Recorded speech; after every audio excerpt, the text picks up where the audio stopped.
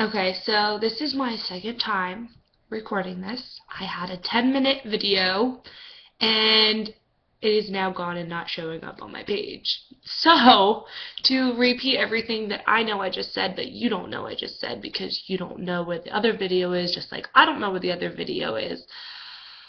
My name is Alyssa, and I'm 20 years old, soon to be 21, and I'm creating this blog to talk about PCOS, otherwise known as Polycystic Ovary Syndrome. Now, for just a background, some background info on PCOS, I'm guessing that if you're watching this, you have it, or you know someone that has it, or, if you're not, that's cool too. If you just want to educate yourself on PCOS, that's awesome. PCOS, like I said, it stands for Polycystic Ovary Syndrome, and it's a condition in which a woman has an imbalance of female sex hormones. And this could lead to menstrual cycle changes, cysts in the ovaries, trouble getting pregnant, and other health changes.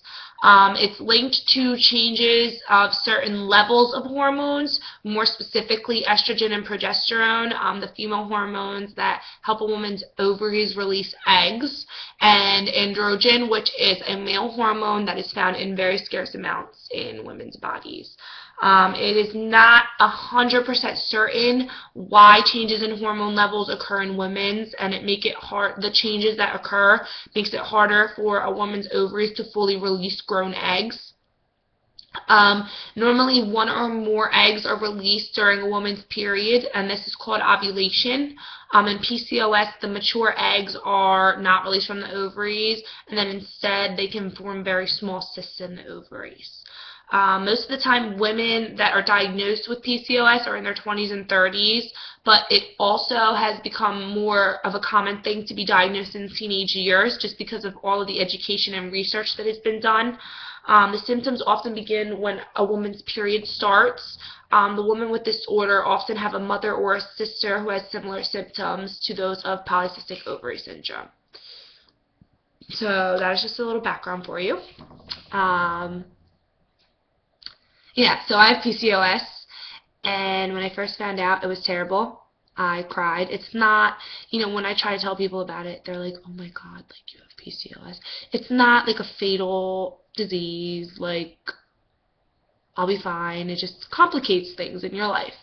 And, I don't want to bring religion into this because religion is often something that brings a lot of fights with people, but in a sense, I feel like it's kind of God testing me. Like, I will be rewarded for what I'm working for more because I'm going through this struggle. I've always known that I had problems with my menstrual cycles. I wouldn't get them for like 8-9 months at a time. And then when I went to go get blood work, it was reinforced that I had PCOS, and I'd also developed insulin resistance. It all started because a few months ago, well, actually in the beginning of the year, I signed up for the gym. I was eating real healthy. I was trying to lose weight, and nothing was happening. I ran 5 miles a day.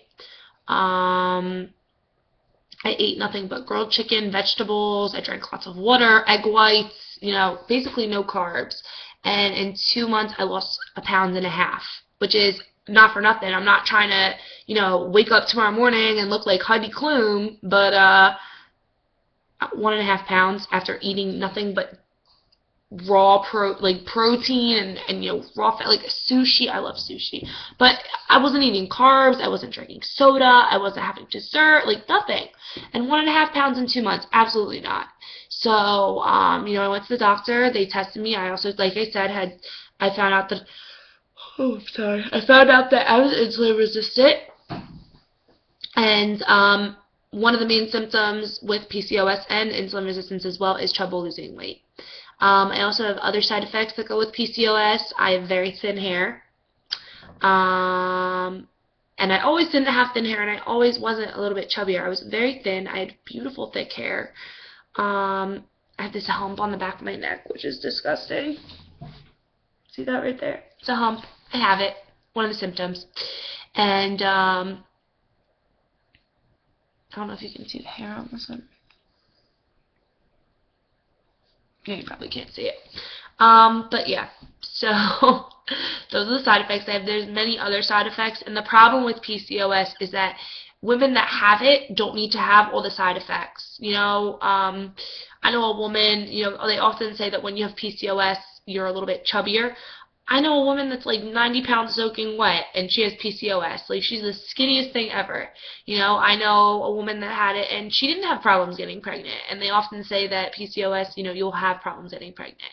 So it's very different for everybody, and I think that's one of the hardest parts about it, that you can't tell yourself. You can't be like, oh, you know, if I have strep throat, I have white little pus pockets in my throat, and my throat hurts, and I have a headache, and I have a fever, I have strep. No, because there's many different side effects and many different symptoms to it. So that's one of the hard things. I'm going to stop talking because my video was 10 minutes before, and maybe that's why I didn't upload, because it was too long. But I want to answer questions. I want to help people. You know, I've been writing a lot about it on Twitter, and Instagram, and I've been getting such positive feedback from, you know, girls I know, girls I don't know, and they're like, you know, this is amazing. Like, nobody really talks about this. Nobody really, you know, knows about it. You know, what were your symptoms? You know, they were asking me a lot of questions about my personal story. And I'm at the point where it's like I'm comfortable. I'm not embarrassed by it. You know, it's not life threatening in any way. It's not like passable, you know, through like spit. So, I mean, it's just, it is what it is. These are the cards I have, and I'm trying to deal with them. So, like I said, I want to answer questions. I want to answer questions about my experience. I want to answer questions, you know, if anybody else has questions, because like I said, I've been to a lot of doctors, you know, and I don't think by creating this blog that I'm an expert, but I've done a lot of research. I've been to a lot of doctors. I've been working at it.